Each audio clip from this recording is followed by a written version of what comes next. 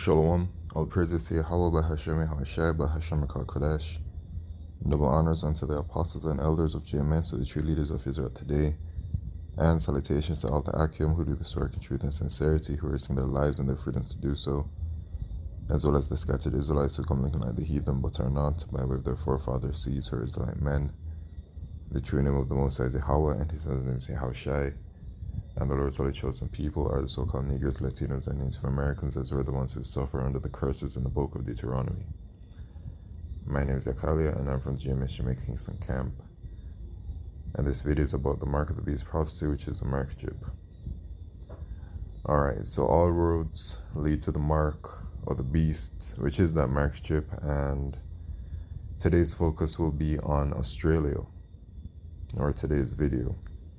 Okay, because I went to my usual website, nfcworld.com, and I seen their most recent article is this: Australian University tests central bank digital currency for cash disbursements in emergency situations. And that really piqued my interest because it's two things.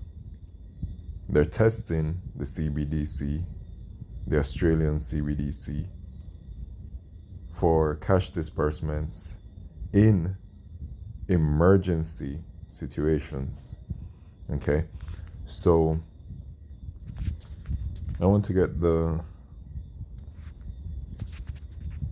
precept in Revelation chapter 13 and verse 16, as is customary.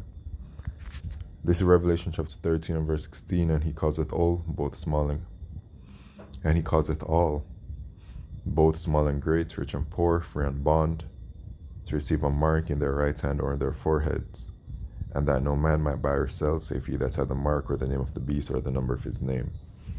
Alright, so this is having to do with buying and selling, and that's why they're developing their central bank digital currencies, which will be the new way to pay a digital way, and that will be merged onto the market chip.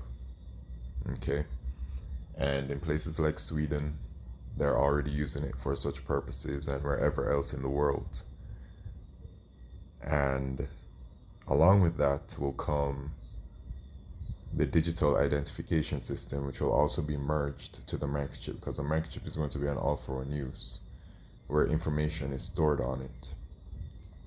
And that's why we see the development of the digital identification systems as well, which I'm going to bring out first. From biometricupdate.com.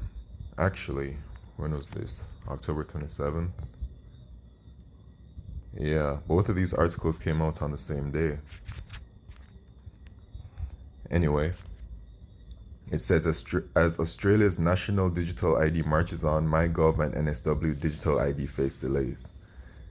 Okay, so everything's going digital. And everything will also include your biometrics as well on that mark chip. Okay, it's really going to be that all-for-one use. Kind of like how your phone is right now, right? People willingly store all kinds of information on their phone, everything. A lot of people talk about how their phone is their life. If they lose it, then they've lost their life, and that is why the cloud has been developed and whatever kind of system so that people can back up all of their data to the cloud. And so if they lose their phone, they can just re-upload it, you know. But anyway, as Australia moves closer to creating a national digital identity, the question of what will happen to the country's previous digital ID project still remains open. Among them are the government's single sign-on service MyGov and the regional New South Wales NSW Digital ID pilot program. Alright, so after reporting in early October that the NSW Digital ID project is at a standstill with no new trials in sight, Trade Publication Innovation OS has revealed that a planned service integration between the NSW app and the MyGov app has been paused earlier this year and has not resumed. The integration would make digital Medicare cards visible in the Service NSW app, while NSW digital driver licenses were to become accessible in the MyGov app. The integration agreement, a first for any state-based credential, was reached in February, while the deadline was set for September. All right, hold on a second. All right. At the beginning of October this year, the New South Wales government reassured the public that it plans to continue with the NSW Digital ID project. Okay, so they're developing their digital ID. Let's see what's happening. They're saying down here, Australia's multiple digital ID schemes are set to be integrated into an interoperable ecosystem with the country's new federally backed digital ID. The national system is expected to be in place by mid-2024. In September, the government presented draft legislation and open consultations on the digital ID. Meanwhile, as the legislation continues to be debated, financial organizations such as the Commonwealth Bank of Australia and the National Bank of Australia have been looking towards private identity services such as Connect ID. The main point here is that they're developing their digital ID, which is a worldwide thing.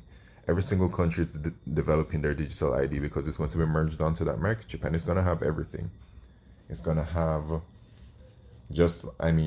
your driver's license already has a lot, right, of information on it. That's going to be transported to it, the market chip. Every single thing you can think about in your life. Things are already consolidated as it is, right? In regards to like your life and information. So it's all been happening gradually, right? And this is their final step to merge it to the market chip. So that's what's happening in Australia. And they're moving along quite nicely because according to the Reserve Bank of Australia, the Reserve Bank and Digital Finance CSR completes CBDC research project. Now, this is something that's happening worldwide as well. Worldwide development of the central bank digital currencies out here in Jamaica. They've already developed and launched theirs. Okay. The Reserve Bank of Australia and the Digital Finance Cooperative Research Center today released a report on the findings from a joint research project involving industry that explored potential use cases for central bank digital currency in Australia. The project involved the RBA issuing a limited-scale pilot CBDC that was a real legal claim on the RBA. The pilot CBDC was used by selected industry participants to demonstrate how a CBDC could be used to provide innovative payment and settlement services to Australian households and businesses. In other words, like a use for everything, just like how the cash dollar is used. And over there in the EU, with their central bank digital currency that they're developing, the euro dollar, they have shown that on all current payment systems it's viable. The various use cases explored in the project highlighted a range of areas where a CBDC could enhance the functioning of the payment system. So here's the benefit. It could enhance the functioning of the payment system. Right, because that's how it's going to be sold to people, that it's a better way, a better system. But as well, the system is going to crash, right? The current monetary system is going to be brought down and it's going to crash. So, you'll be forced to move to the new monetary system, which will be backed by that market chip. Okay. And of course, with Esau Edom, so-called white man, he always, with these kinds of things, he puts the positives and the negatives. But, over time, every single time, like clockwork, the positives always outweigh the negatives, slowly but surely, just gradually, man. This is how they work on the minds of the people to slowly accept what it is that they're doing, right? So they say that the CBDC could potentially, alongside other innovations in digital money, could potentially unlock benefits for the Australian financial system and the wider economy. And I've read this, it's like deja vu, I've read this same claim with all of these countries around the world when they're with their development of the central bank digital currency. So yeah, man, that's it. So that's what's going on. So they're doing their part, right? Because all of these countries have to do it. Alongside our ongoing work on cross-border payments, this will include deepening our understanding of the role that tokenized asset markets and programmable payments could have in the Australian economy. right? It has to be cross-border so that it can be used from one country to the next. Okay, so we get to this one right here. The Australian University tests central bank digital currency for cash disbursements in emergency situations. And all of these articles I'm reading fresh eyes. I like to have it that kind of way.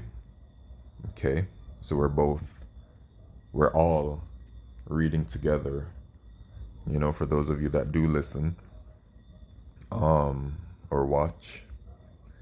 The Australian and New Zealand Bank has completed an 8-week pilot program with Southern Cross University in New South Wales that has shown how organizations such as universities could provide immediate financial support using a central bank digital currency in emergency situations when ATMs and other payment technologies are usable, right? Yeah, like when the ATMs crash and you can't pull cash money out of it because the economy will crash. Because it says in Genesis that the money failed in Egypt. And we know there's no new thing under the sun. And the way that this payment system is coming in, they're going to be crashing the current monetary system. They already are doing that as well. If you take a look at what's going on with economics and finance, it's in the works. But once again, it's something that's gradually happening. That's one of Esau's greatest tools, gradualism. During the pilot, students at the university's Gold Coast and Northern River campuses were given smart cards preloaded with the prototype Australian dollar digital currency, enabling them to use the CBDC to pay for goods and services at participating merchants and facilities, even when the internet was unavailable, right? That's another part of how this is going to work. You see how the word that comes to mind is powerful, right? Because it's like this microchip is something that deals with technology, and it's something that you're like, well, technology, it has to charge, it needs electricity to be used, right? So it's like, how is it going to function? But Esau, Edom, the technology they have certain technology that is so developed that they just don't reveal to people, that they'll be revealing in due time. That's like further than what's like available right now to people. But like this microchip itself, the way it works is like it's gonna be usable even without the internet. It doesn't have to be connected to the internet, right? Like think about that. But it's a technology that's going to be used for payments and digital payments cross borders. The pilot was delivered by researchers and professional staff examining the use of CBDC to solve a range of issues, including safeguarding public trust in money, efficiency in the delivery of currency, and resilience and innovation in payment systems. We looked at the technology platform supporting CBDCs, the trust that customers and vendors buy and sell have on their this new technology, spending patterns, and the overall satisfaction of using such a new product. We observed in our research how the technology acceptance and innovation adoption are a socio-technical process. It was very easy to use the Australian digital currency to buy goods and services, as seamless as paying using my bank card or mobile phone, but with the certainty that if and when the internet is down, then transactions are possible. Wow. And that just goes to show you how far along it is. This thing is really close. It is very close. And I'm going to bring up my regular precept on it because we're in this time.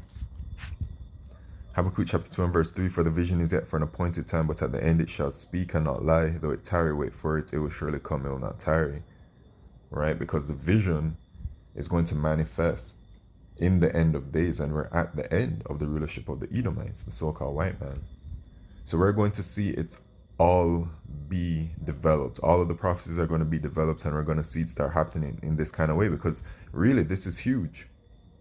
What they're really saying to us with this article, as they've tested it at the university, is that it's ready for use. So tap in. You know what I'm saying? Like, it's not like something that needs much more development, if any development at all. What they really need right now is the right crisis. So with that, I'd like to say all praises, glory, and honor to Yahweh Shemishai, Bashman Kodesh.